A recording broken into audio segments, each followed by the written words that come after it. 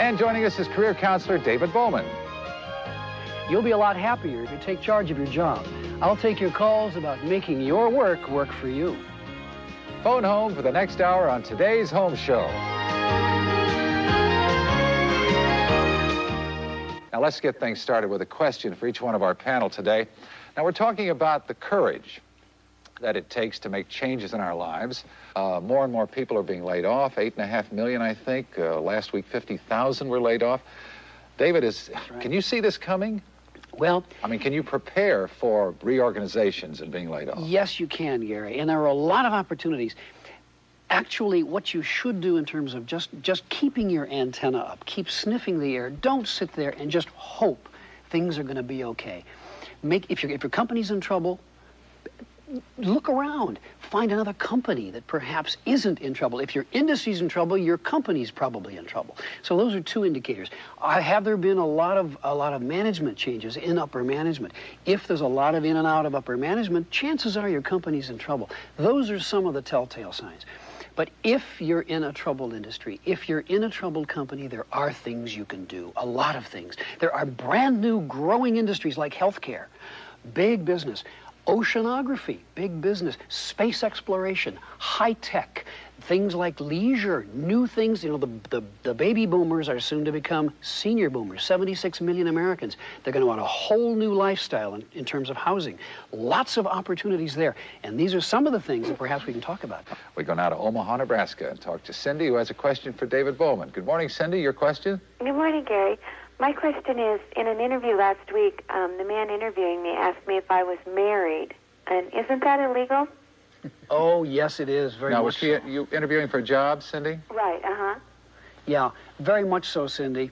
It is an illegal question. Anything having to do with your marital status, how much money you have in the bank, your racial background or religious background, anything of that nature is totally illegal. In fact, in my book, I talk a lot about that.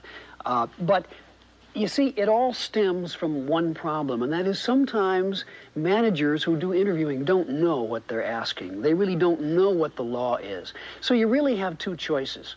You can either say to the interviewer, that's an illegal question, which might make the person angry, and you might blow the interview. You don't want to do that, of course. So you have another choice. And my choice would be to kind of kid about it and say something like, gee, do I look married? You know, something like that. Kid about it. Get into kind of a joking thing and then get off the subject and start talking about what it is you're there for. That is to say, you're not going to be hired as a warm body. You're going to be hired to do something.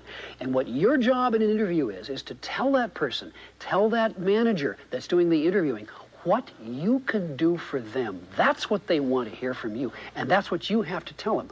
So do some research before you get to the interview.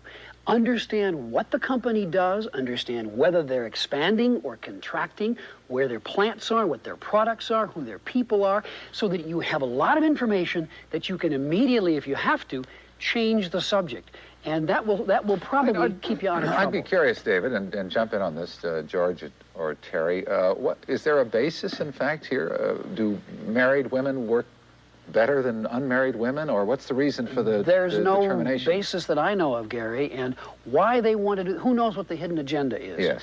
That's probably where it is. Or in some cases, you know, a lot of managers just don't know how to interview. There are introverted people who are very uncomfortable in the interview Are they just process. killing time? And they're killing time. Okay, all it's right. just something to add. So now let's go to Angelo at Universal City. He has a question for David. Good morning, Angelo. Your question? Hi, this question is for David. I'm having a problem. I really believe that I deserve a raise. I'd like to know how I should go about it to approach my boss. Well, Angelo, the answer to that is, what have you done for the boss lately? You should have, every 6 months, you should ask the boss for an appraisal of what he or she expects of you, what he or she thinks of your past performance, and then talk about what you see as what you have done. That is to say, here's what I have done. Do you see, boss, do you see what I have done in the same way that I see it? And if the boss doesn't, then you should have a real talk about that. And then discuss what that's worth to the company. What is that worth to the department and to the boss? And go in with some research, go in with what you feel is desired. What have you saved the company? What have you made the company? And what percentage a raise would be of that? Also, check out some other companies in the area, industries and so on in your particular area, Angelo. Find out what other people in the same job, in the same occupation, in the same geographical area are making, and use that information also in your conversation with your boss. Does that help? Yeah, that'll be fine. Good. Good luck. Good idea. Now we go to Wendy at Universal City. She has a question for David. Good morning, Wendy. What's your question? I was wondering, I'm graduating from college in the field of cosmetology in August, and I'll be working with my mom and dad in their salon. What kind of problems should I look out for working with the family? Oh, Wendy. Major problems with mom and dad. In other words, you see, mom and dad sometimes are mom and dad, and they're not the real boss. They're not the boss in the standard sense. So my recommendation for you, Wendy, is to go into mom and dad, sit them down and say, look, if I'm going to work in this business, we have to have some ground rules. It's not like the family dinner table. It's not like making the beds. It's not like the house duties. Who's going to clean the johns and who's going to do the dishes and who's going to do the floors. That's not the way things are done in a business. Mom and Dad, I have to know exactly what my duties are, exactly what you want me to do. I want that set down in writing.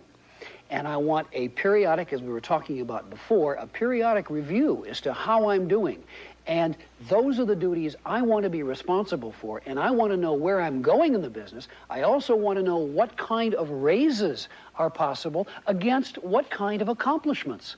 So if you set this down with your mom and dad and don't make it like just a family affair like it normally is at home, Wendy, you'll be a long way down the road to success. All right, isn't the fear here also that those flashpoints you have at home are going to be brought down to the workplace? That's exactly the problem, Gary. That's exactly what Wendy is going to face if she doesn't really sit down with mom and dad and say, what am I expected to do? Write those things down, and I think it'll take you a long way to success.